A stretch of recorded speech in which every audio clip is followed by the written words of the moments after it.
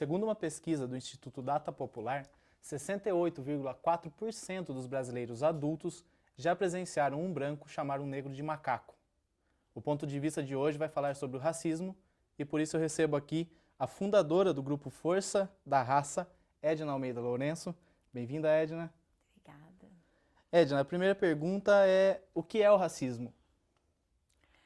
O racismo é uma doença que atinge as pessoas que não conseguem entender que elas são iguais, tanto da forma humana, na forma do pensamento e pelo direito à igualdade de oportunidade.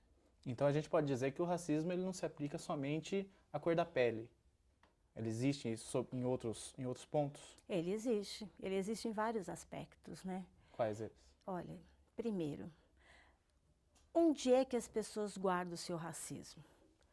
Quando você é educado para conviver com todas as pessoas, respeitando o direito, a etnia, sexo, religião, você tem uma convivência fraterna, porque você trata de iguais.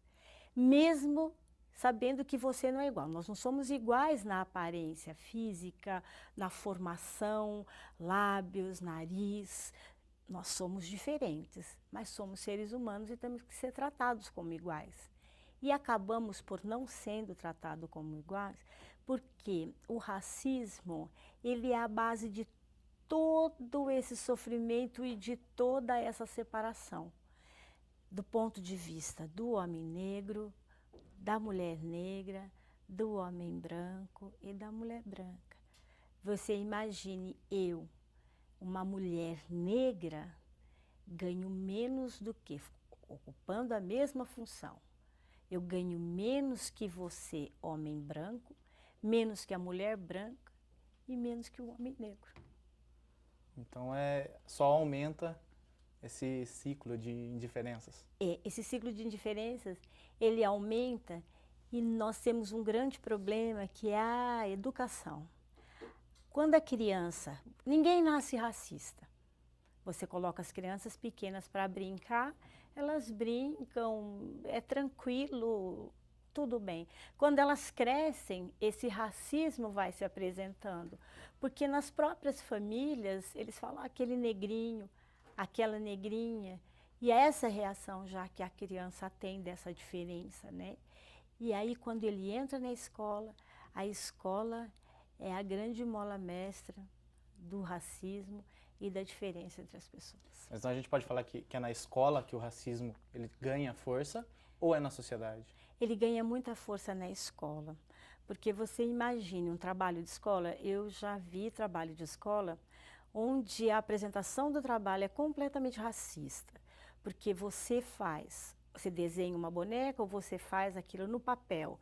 E aí quando você faz a criança branca, a boneca branca, ela é totalmente diferente, toda linda, o vestido dela é maravilhoso e tal. E quando você faz uma boneca negra, o cabelo da boneca negra é de bombril. Por que tem que ser de bombril?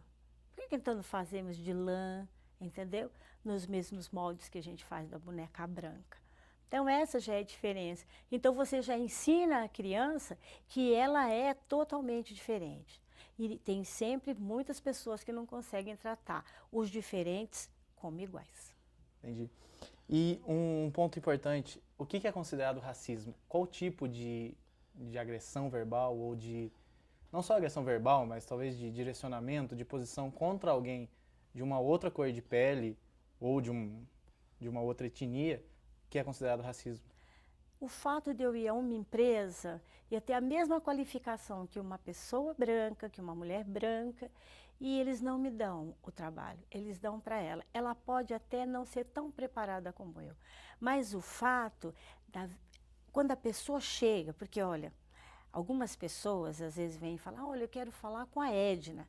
Não me conhece. A Edna é ativista, ela é do movimento, ela faz isso, ela faz... A pessoa espera uma outra figura. Então, às vezes ela fala, nossa, você que é a Edna? Então, uma empresa é muito mais interessante para ela. Ela tem uma figura branca, ali apresentando, recebendo as pessoas, do que uma figura negra. Então o racismo já começa daí, no mercado de trabalho, na sala de aula, quando você não consegue implementar uma lei 10.639 que fala da obrigatoriedade do ensino da história do negro e da cultura africana.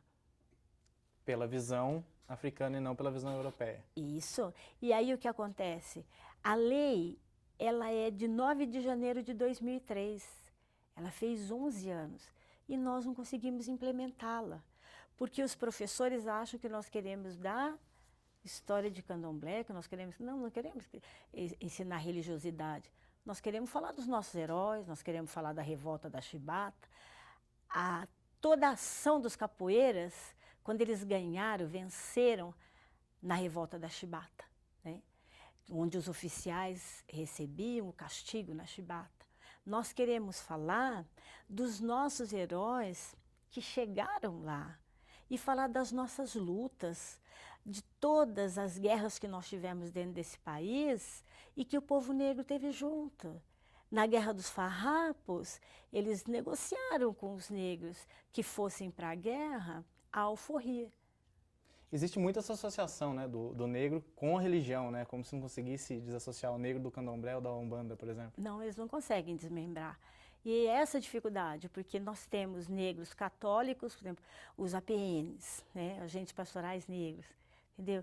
Que são católicos e que estão no movimento, que têm uma ação fantástica. Nós temos os negros evangélicos, né, que também estão aí ativistas, mas eles não conseguem desmembrar a questão da religiosidade com o povo negro, né? E aí quando a gente fala da questão da intolerância religiosa, a base da intolerância religiosa é o racismo, é religião de negro.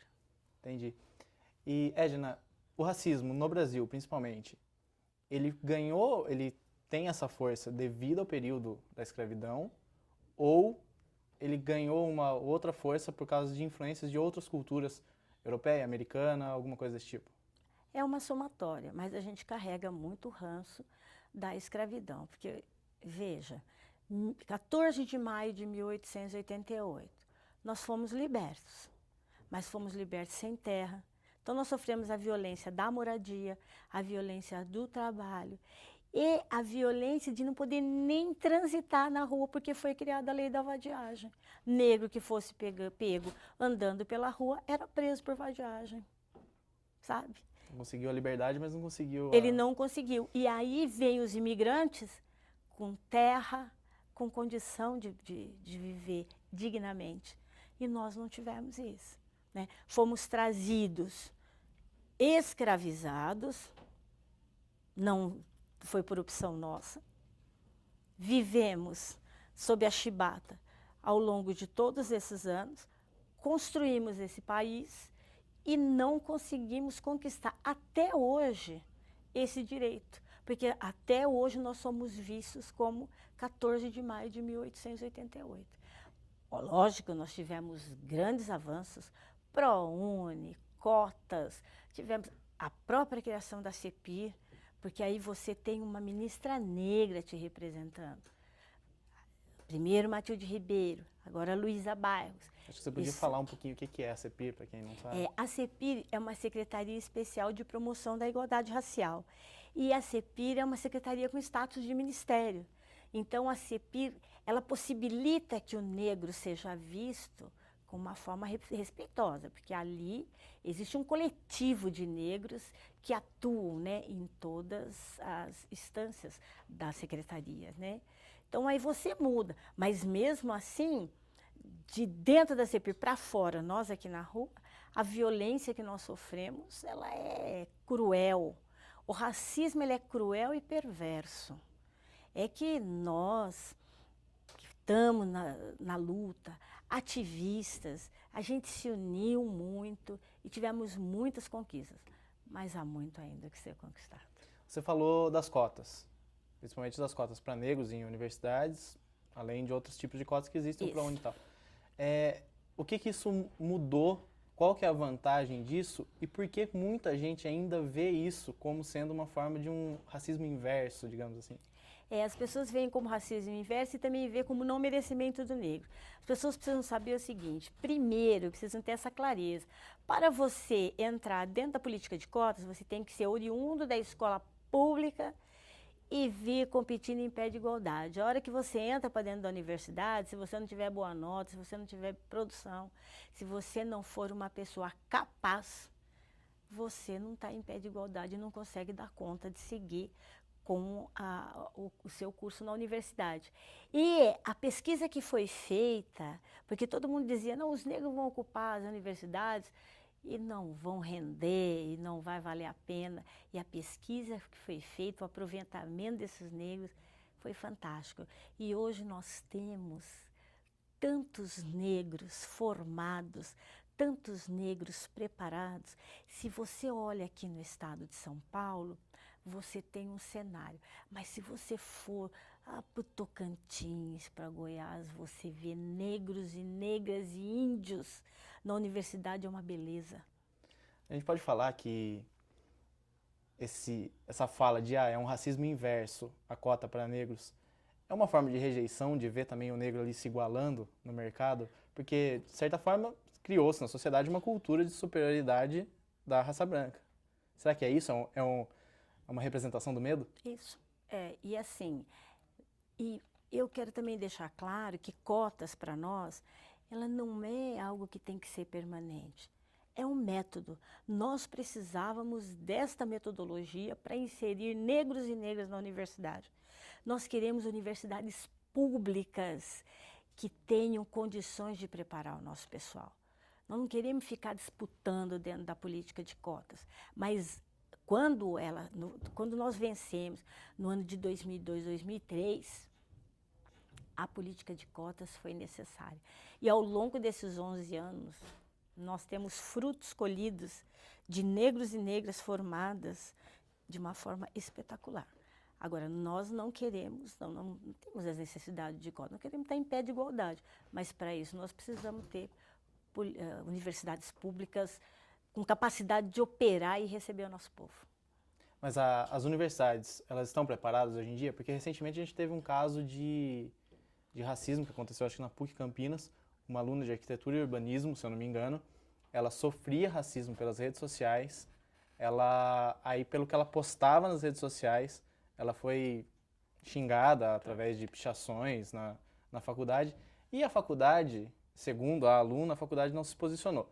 Depois, os professores lançaram um manifesto contra o racismo. As instituições, elas estão preparadas para receber esse pessoal? Eu vejo que não. Não estão, porque assim, essa moça, nós acompanhamos o caso dela, ela sofreu uma pressão dos brancos elitizados que estudam lá, e eles diziam para ela, você é negra, aqui não é o seu lugar, você não tem que estar nesse lugar. E ela tem que estar lá sim, por que ela não pode estar? Mas depois os professores reconheceram, foi feita uma sindicância, eu acompanhei a sindicância, foram 4 horas ali, e eles reconheceram o racismo. A faculdade, a instituição. Porque realmente era fato mesmo, não havia como negar. E ela Por parte da instituição ou dos alunos? Por parte dos alunos, né? Aí o grande problema é qual que é a capacidade que eles têm de gerir isso, de administrar essa coisa do racismo, entendeu? Essa ação racista, essa prática racista. O que para nós foi muito importante é que ela permaneceu na universidade. Ela não se deixou abalar? Ela não se deixou abalar, ela foi muito forte. Ela vem de uma cidade de fora, é uma menina muito nova e ela mora aqui com amigas, né? Então é difícil quando você sofre todo esse impacto, né? E essa pressão, mas ela foi forte e nós estivemos ali na retaguarda também com ela. Que bom. Ponto de Vista volta já já, falando sobre o racismo no Brasil.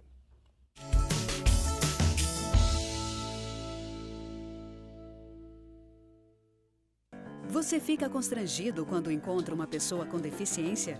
Então, está na hora de mudar. Deficiência não é doença e essas dicas são para você. Ao conversar com o cadeirante, procure sentar-se. Assim, vocês mantêm a mesma linha do olhar. Para ajudá-lo a subir um degrau, segure a cadeira com firmeza e incline para trás, levantando as rodinhas da frente. Para descer, faça a manobra de marcha ré, sempre apoiando para evitar solavancos. Mas nunca movimente a cadeira sem antes pedir permissão ao cadeirante. E em nenhuma hipótese, nem por um segundo, estacione na vaga reservada a pessoas com deficiência ou ao lado de guias rebaixadas. Você gostaria que construíssem um muro na porta da sua garagem? Pois é, quando você estaciona em lugares reservados, está impedindo que o deficiente físico se locomova. Cidadania é saber conviver com as diferenças.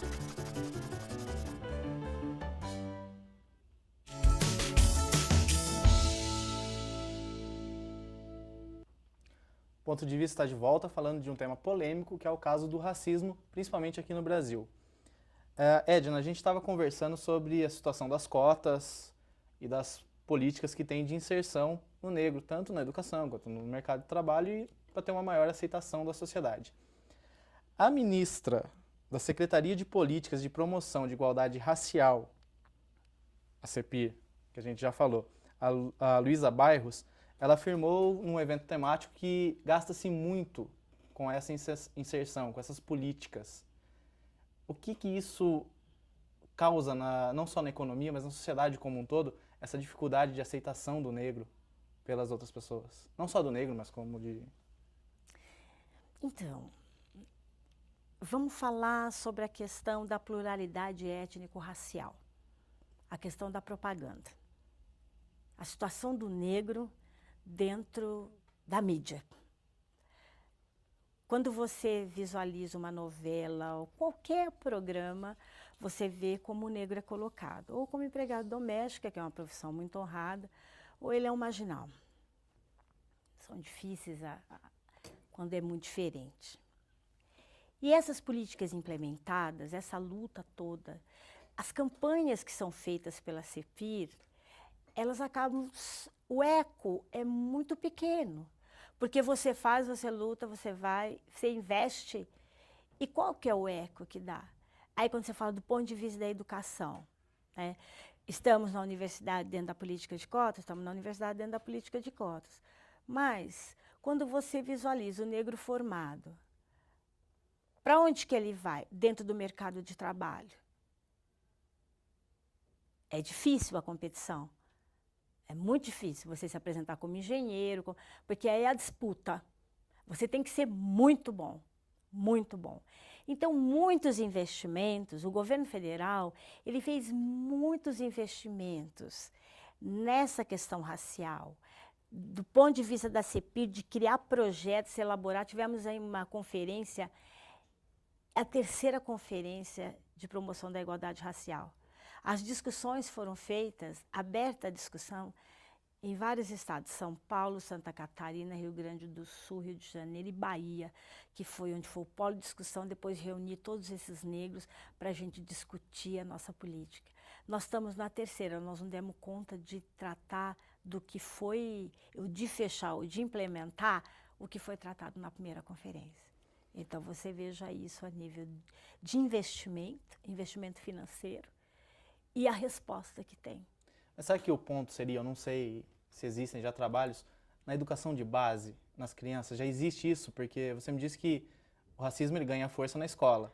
Existe uma educação das crianças, além desses programas de inserção na universidade, porque parece que estão pulando um pedaço. Isso, o grande problema, como eu disse anteriormente, a questão da implementação da Lei 10.639.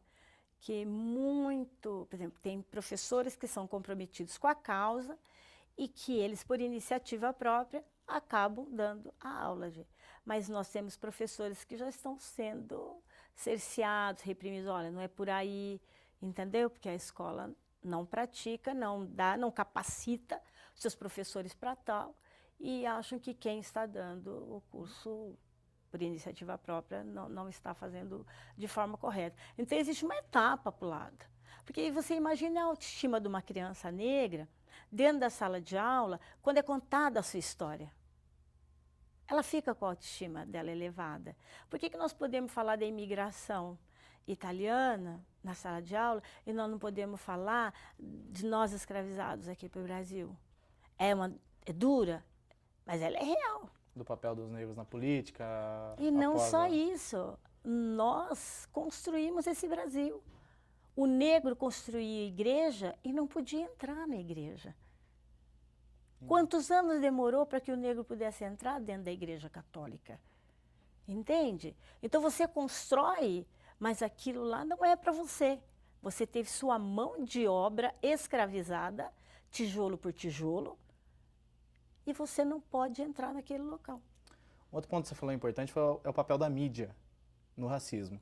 A gente abriu o programa dando um dado falando que 68,4% dos brasileiros adultos já viram um branco chamar um negro de macaco. A gente teve recentemente um fato curioso com o jogador Daniel Alves, que é da seleção, pelo Barcelona, no jogo contra o Villarreal, onde jogaram uma banana e ele comeu a banana.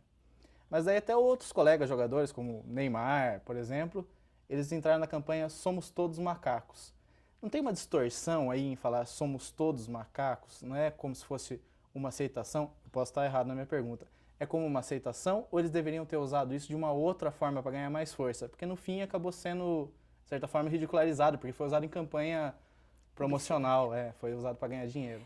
Então, aí é uma questão de ponto de vista, né? Porque eles conseguiram, o Daniel Alves, com aquele gesto, ele sentiu que era necessário fazer aquilo e eu não o critico. O gesto ele se desassocia da campanha. Ele se desassocia da campanha. Agora, quando uma agência publicitária, ela vem e cria um slogan, somos todos macacos, e as pessoas aderem, porque as pessoas também criticaram muito, porque vários, Luciano Huck, vários, né? Não, somos todos macacos, eu e a Angélica, enfim. E essa foi a crítica. Eles tiveram boa intenção, mas não conseguem caminhar e sentir a nossa luta. Porque é diferente você ser negro, estar na pele negra e sentir o racismo quando você está dentro ou de uma casa de leis, ou numa casa de espetáculo, você chega num teatro, a pessoa fica todo mundo olhando para você, como se você não pudesse estar ali assistindo aquele show, ou quando você vai num lançamento de livro na FENAC, aí o olhar deles diz para você, este lugar não é para você. Entende? Então, eu penso que essa questão do somos todos macacos, eles tentaram, sim, ser solidários ao Daniel Alves, ser solidário à luta do movimento negro, mas o método que eles adotaram foi um método que acabou... ele acabou sendo infeliz por conta da adesão de todo mundo e as pessoas sem entender, na realidade. Porque aí, quando você fala do racismo sofrido pelo Tinga, entendeu? Então, nós tivemos muito caso. O grafite. O grafite foi aquele caso do jogo do São Paulo que o delegado chegou a prender o jogador do Isso! E depois o grafite sofreu uma pressão lá do São Paulo e ele teve que recuar. Que nós fizemos uma atividade na Assembleia Legislativa para levar o grafite e acabou não dando certo, entendeu? Porque as pessoas acham melhor, não vamos mexer com isso, porque isso vai ser muito complicado, entendeu? Então, aí você tem grupos, por exemplo, o CERT, que tem o Educar pela Igualdade Racial, que tem um programa que discute a questão da inserção do negro no mercado de trabalho, a questão da educação e a questão do racismo, e que vem e fala com capacidade sobre isso, entendeu? E que chama para essa discussão, e quando nós estávamos todos discutindo e chamando esses jogadores que sofreram racismo, no momento nem todos se apresentam. No caso do Daniel Alves, na época, ele chegou a dar uma entrevista e falou que o melhor seria ignorar o ato de ter jogado a banana. É difícil para quem sofre no dia a dia, para quem não é famoso, não está na mídia, ignorar o racismo diário? Então, mas aí vamos... veja o biotipo do Daniel Alves. Não só o biotipo, mas a carreira que ele tem. Aí vamos ver quanto o Daniel Alves ganha. A forma como o Daniel Alves se veste. Qualquer lugar, ele entra de bermuda, de gravata borboleta, entendeu? Aí meu irmão fazia isso aí. Entende? Então é uma realidade totalmente... É uma realidade completamente então não é possível diferente. Ignorar, simplesmente ignorar. Não, como que não podemos ignorar? É preciso lutar por não. isso. Tanto é, e o que mais nos deixou triste foi que essa Copa foi a Copa contra o racismo. Eu contei, na final do jogo, quantas crianças entraram de mãos dadas com os jogadores. Só havia uma criança negra. Se é uma Copa contra o racismo, só havia uma criança negra. E esse padrão FIFA, que escreve a faixa Todos contra o Racismo em inglês. A Copa era no Brasil, entendeu? Então, a forma como eles adotaram, no início, os capitães dos times falavam sobre a questão nos seus idiomas, né, da luta contra o racismo e tal. Quem representou isso? Isso acabou se perdendo. Acaba se perdendo. Então, por que eles não pegaram? Estão falando lá em todos os lugares, olha que nós queremos crianças negras.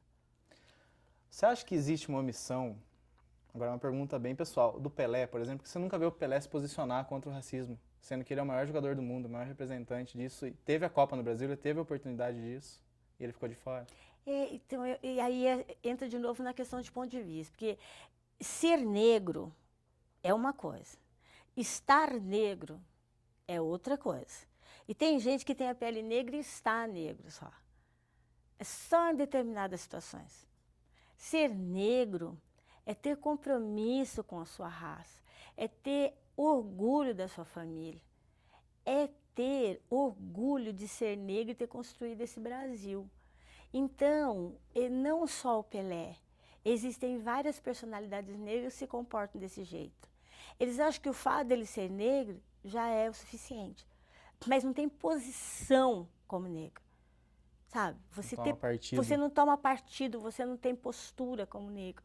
Essa Copa contra o racismo, quem teria que ser a mola mestra dessa campanha seria o senhor Edson Arantes do Nascimento. E nós não tivemos. E ali, junto com ele, Grafite, Tim, sabe, esses homens que sofreram racismo, seriam os grandes representantes, né? Mas cadê? Mas aí, a mídia daria espaço para isso?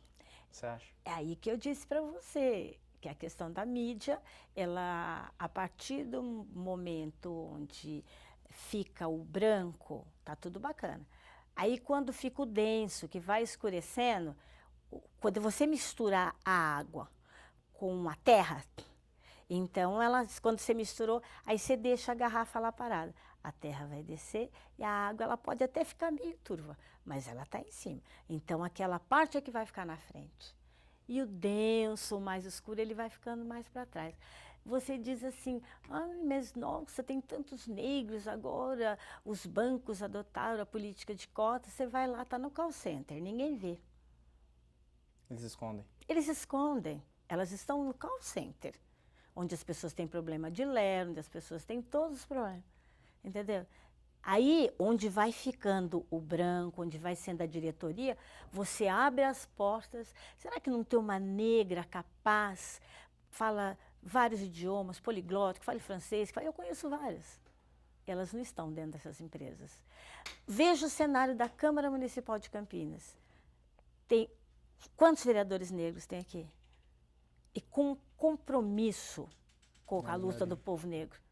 Entendeu? Entendi. Então é isso, esse cenário, essa fotografia, a gente vê em vários lugares, não só no parlamento, em todas as esferas, no executivo, no legislativo e no judiciário.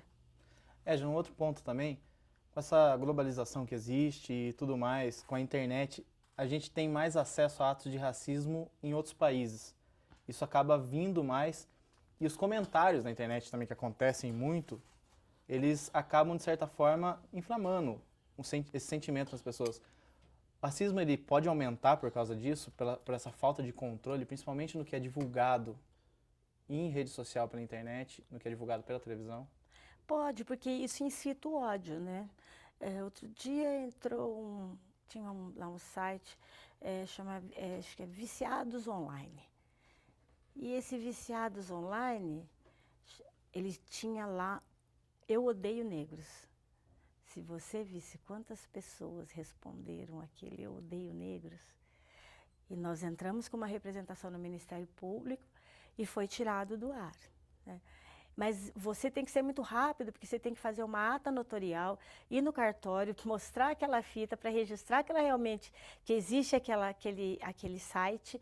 Aí você faz a representação, protocola e entrega para o Ministério Público. Quando o Ministério Público é rápido, às vezes eles recebem a informação e eles tiram o site do ar. Entendeu? Mas até aí um monte de gente já entrou, já houve várias agressões. Já houve várias agressões. Então, o grande problema da rede social, do ponto de vista das pessoas racistas, ela incita o ódio. E aí, muitas coisas acontecem. Sem O volta. caminho sem volta, porque você vê negros que estão em eventos grandes, todos, eles saem, eles não voltam, porque ele é assassinado. Entendi. Ponto de vista, volta daqui a pouco falando sobre o racismo.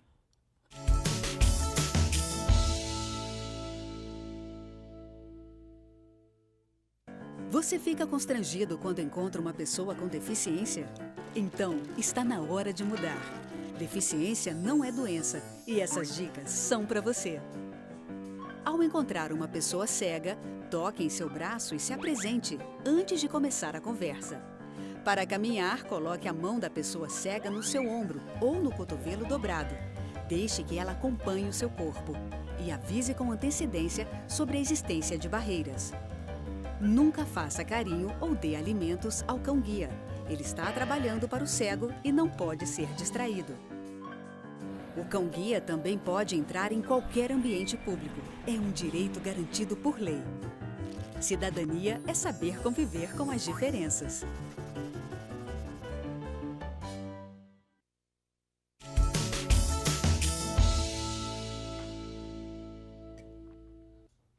Ponto de vista de volta, falando sobre o racismo. Edna, a gente já falou sobre o mercado de trabalho, que existe uma dificuldade para os negros na inserção. Mas uma matéria do jornal É o País, na versão brasileira, desse ano, fala que teve um aumento da demanda de processos trabalhistas por conta de racismo no Brasil. A gente pode falar que não só o negro, mas as pessoas que sofrem racismo, elas estão mais conscientes de procurar os seus direitos? Hoje, por conta de todos esses setores que foram criados, nós temos a CEPIR, temos as coordenadorias de assunto da comunidade negra, então orientamos sempre, olha, quando sofrer alguma agressão de racismo, não fique quieta, não se cale, porque nós temos as defensorias públicas, nós temos como recorrer, então não podemos ficar quietos, então as pessoas estão denunciando sim. E uma coisa que eu quero destacar para você é que a mulher negra, às vezes ela é vítima do racismo, porque ela sofre um assédio moral no trabalho pelo seu chefe, porque quando ele tem uma funcionária negra que ela é bonita, você vê que o biotipo da mulher negra, ele é diferente, a mulher negra tem uma formação de corpo diferente e que às vezes atrai muito aos homens. E eles praticam um assédio moral. Então, quando eles não conseguem, então aí eles chamam de negra suja, enfim. Eles acabam apelando. Eles acabam apelando. E aí, vai-se para o recurso. Aí você faz um boletim de ocorrência e segue todo o procedimento, até a representação no Ministério Público. Mas além desse aumento de processos trabalhistas, o negro em si, ele procura mais a justiça hoje em dia? Procura. Mas ele procura porque ele foi orientado a procurar ou por iniciativa própria? Ele procura, às vezes, porque ele foi orientado a procurar, porque ele vai, conversa ou com ativistas ou com militantes que falam, olha, você tem seus direitos, então vamos a uma delegacia e registra o crime de racismo. Você chega na delegacia também, você tem que ter uma pessoa de boa vontade para registrar como racismo. Porque, na maioria das vezes, eles registram como injúria racial. Qual que é a diferença? O racismo é crime imprescritível e inafiançável. A pessoa vai presa. Injúria, não. Acontece um processo? Acontece um processo, é completamente diferente. Na maioria das vezes, eles tentam colocar como injúria. São poucos os delegados hoje que estão assumindo que não. É racismo, não é um mal entendido, entendeu? Então, as pessoas, elas... E tem que fazer mesmo, porque você sofre racismo quando você vai ao médico. Você sabe que o grande índice de mortalidade da mulher negra está pelo câncer de mama, pelo câncer de colo de útero. Porque a mulher negra, ela vai ao médico, o médico não põe a mão na mulher negra, porque ele diz que a mulher negra tem um odor forte. Então, você imagine, você vai fazer um exame de Papa Nicolau e ele dá nível 1,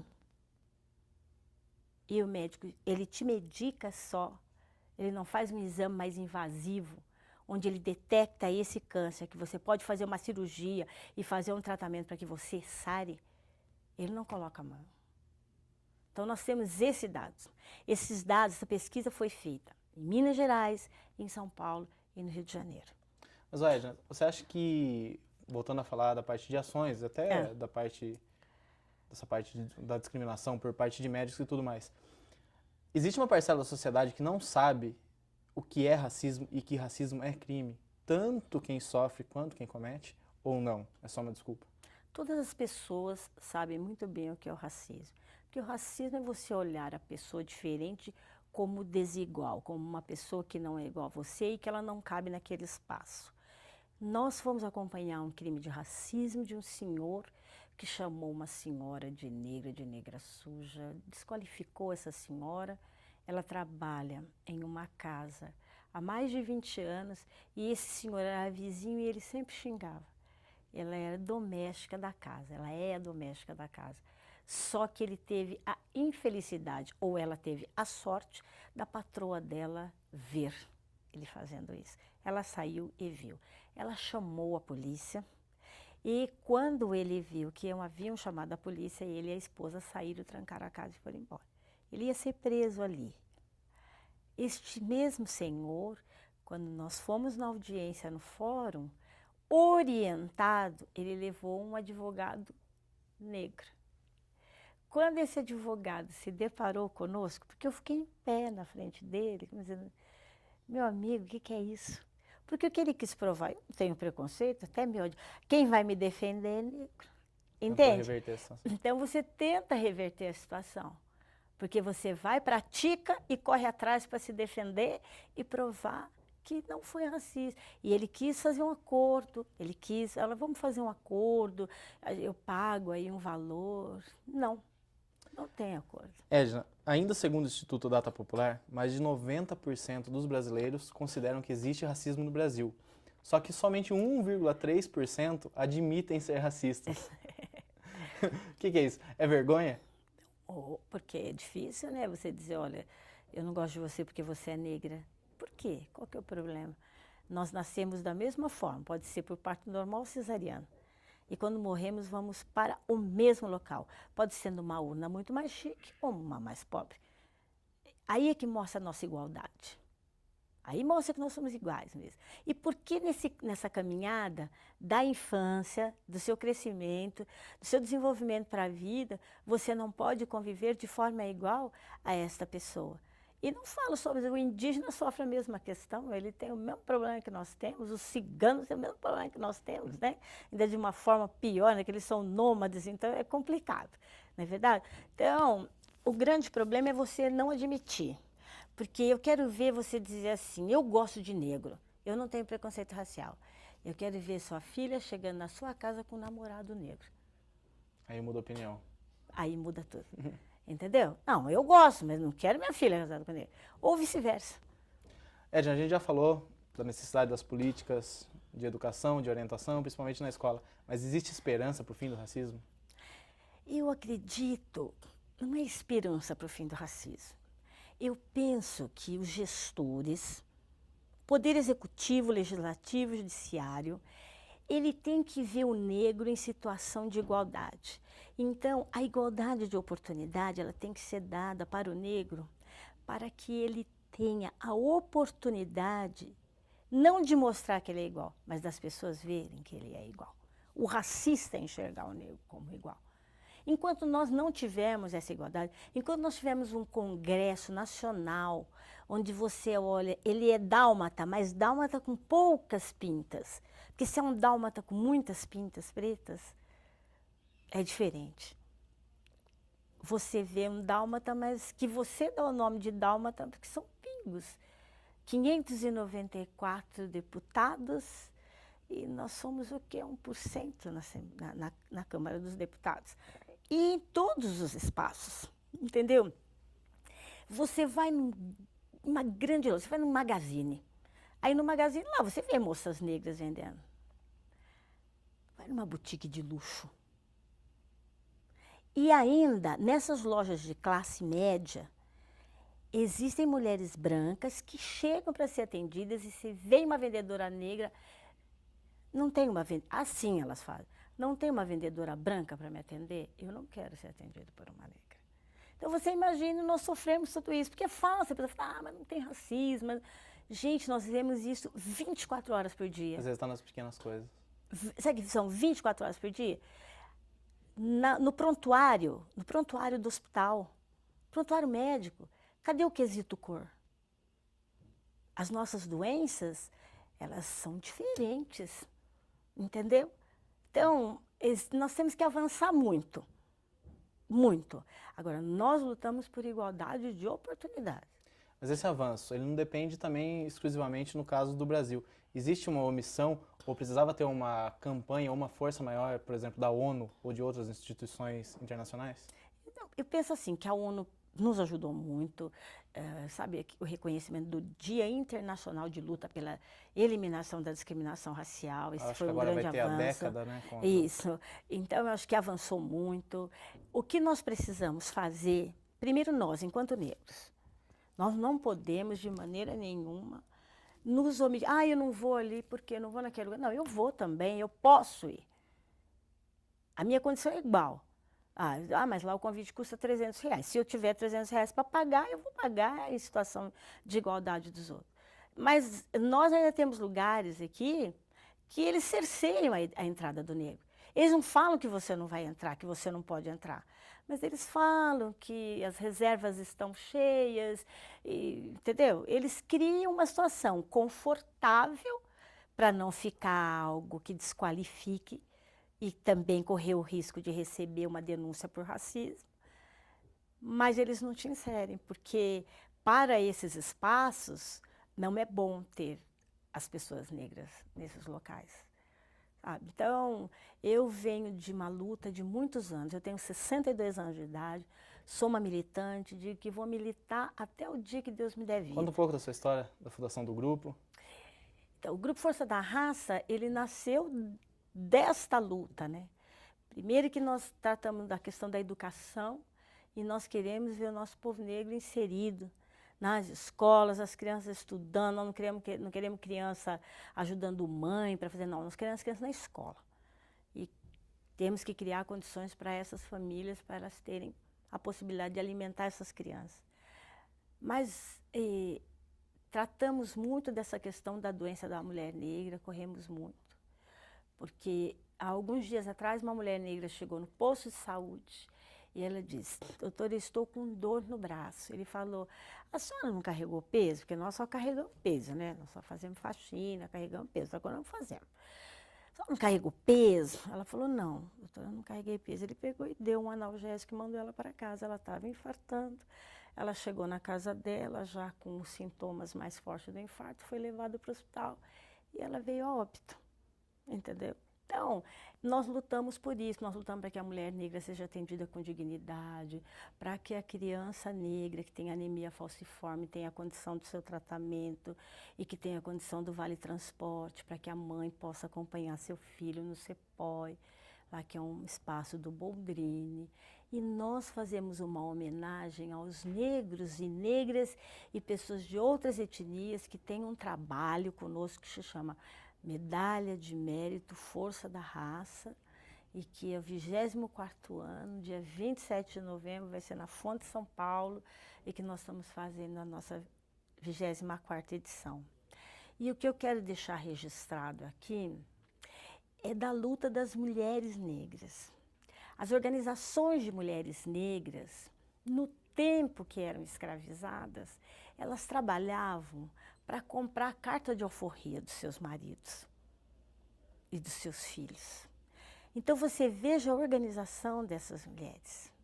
E são mulheres que ao longo de toda essa história continuam lutando. Nós teremos uma marcha de mulheres negras agora em 2015 em São Paulo. E essa marcha, ela significa toda a luta das mulheres domésticas, das meninas que estão na universidade por cotas, das meninas que foram violentadas, as mães de maio que tiveram seus filhos assassinados sem ter passagem nenhuma pela polícia. Então, a luta das mulheres negras, ela fortalece muito o nosso movimento, né? E eu tenho muito orgulho de, mesmo com todas as dificuldades que a gente tem e as portas às vezes fechadas, a gente está aqui. E eu também agradeço muito a oportunidade de falar sobre essa questão que é tão minha, tão do meu avô, tão da minha bisavó, que foi escrava da família Egídio de Souza Aranha, chamava-se Clara Egídio de Souza Aranha, está sepultada no Cemitério das Saudades, e dessa luta dessas mulheres que até hoje, mas de maneira nenhuma, não entregaram os pontos e não entregarão. Obrigado, Edna. Esse foi o Ponto de Vista, que falou hoje sobre o racismo. Até o próximo programa.